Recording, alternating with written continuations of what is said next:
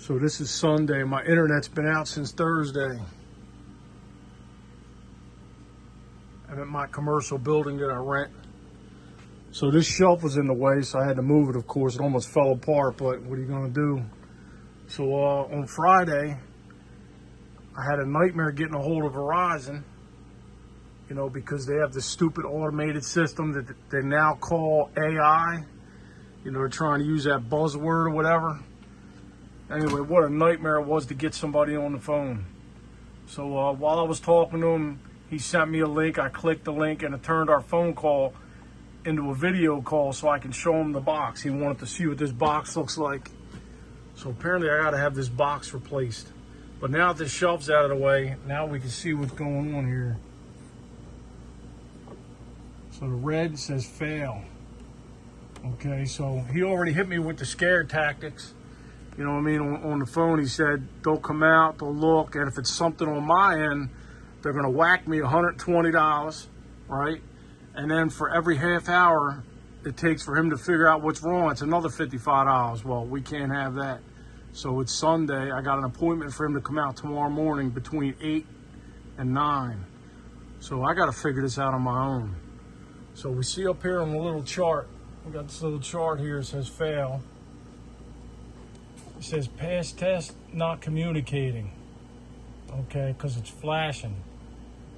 If it's just red, diagnostic test failure. But being that it's flashing, there's no communicating.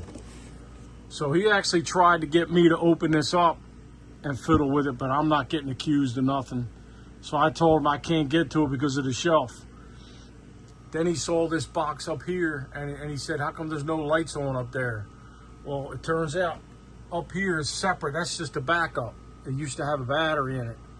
And that's disconnected because when I first rented this place, I remember when the guy came out to hook it up for me, and hook the fios up, he had to replace this power supply here. And I noticed when he was done, there was no power up here. And he said, oh, you don't need it. That's just the backup system. So we're only concerned with this. I mean, usually all these lights are on green. And I can't remember what the blinking red one does. I think that turns orange. But I'm not looking to pay all kinds of money because I don't believe this is my fault. So I already looked around inside. That there's nothing on my side. It's got to be something with them. So let's go outside and figure it out. I'm going to go in the back because that's where the fios the fiber optic cable comes in. All right, let's go around the back, see if we can find out what the problem is.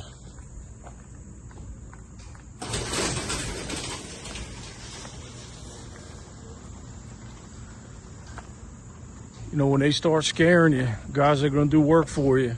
About all the money they're going to start charging. Start looking yourself. Do it yourself. Whatever you got to do. That's what I do. Like I said before, do something, do anything, even if it's wrong.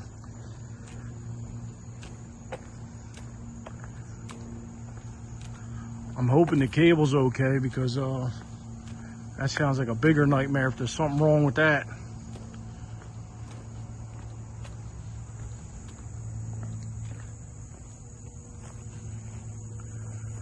So there's the wires. Oh, they're hanging. There you go. Ah, what the hell's going on here?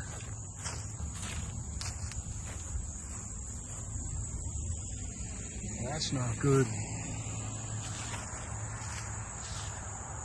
I don't know what you call that anchor point there, but that's supposed to be up there somewhere with the rest of them.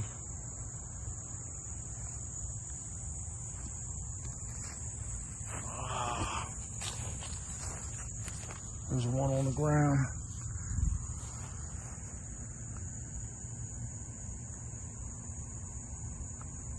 What would be the odds this would be mine?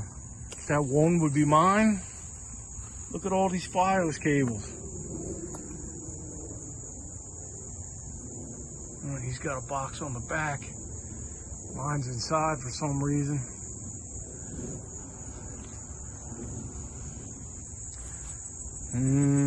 So it looks like this fell, knocked the wires down. That's a fresh cut there. So I don't know if the tree did it or the guys that cut this up did it. Let's go over here, see where it comes from the pole. Wow, they all go through this tree too. That's not good.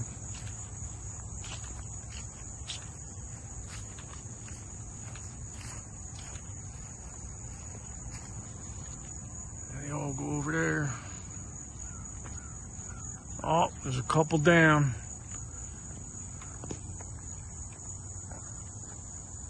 Oh, that's not good either. There you go. That's what fiber optic looks like, I guess. Yeah, there's multiple down. That one there. I don't know if you can see it through the phone. So how'd they get cut over here?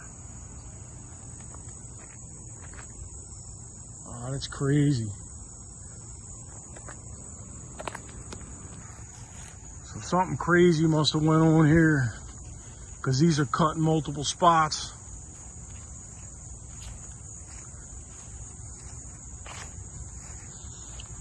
So yeah, I guess there's 3 or 4 of them that's cut, and one of them's probably mine.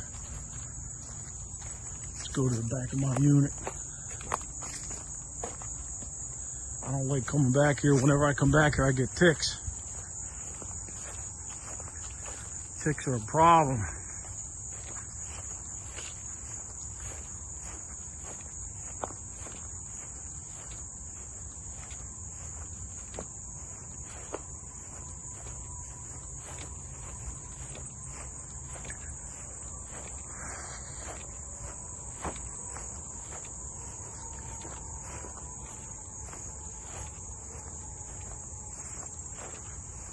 So here's the back of my unit,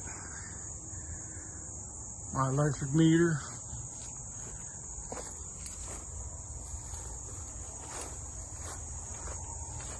Here's my fios, fiber optic cable here.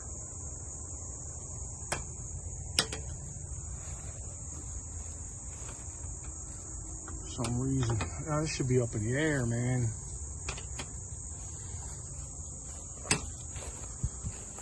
Well, there you go. I found out on my own. So when they come tomorrow, they try to charge me.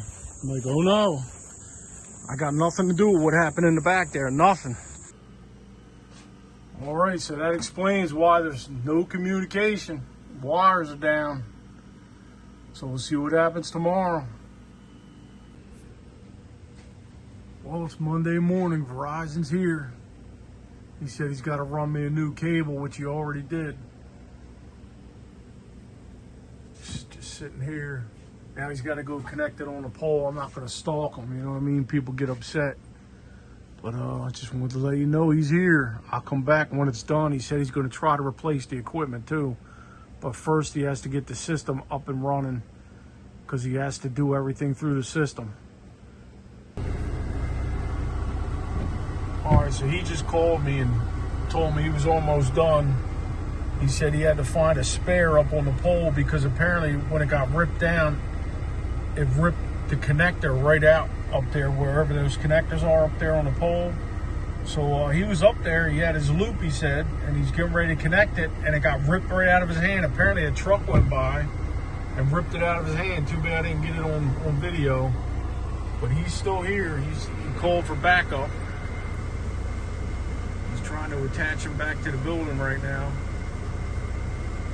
But man, that's dangerous. They got him here like this with just a van, not a bucket truck. He's on a ladder up on the pole, and the truck rips the wire out of his hand. That's crazy. Thankfully, he didn't get hurt.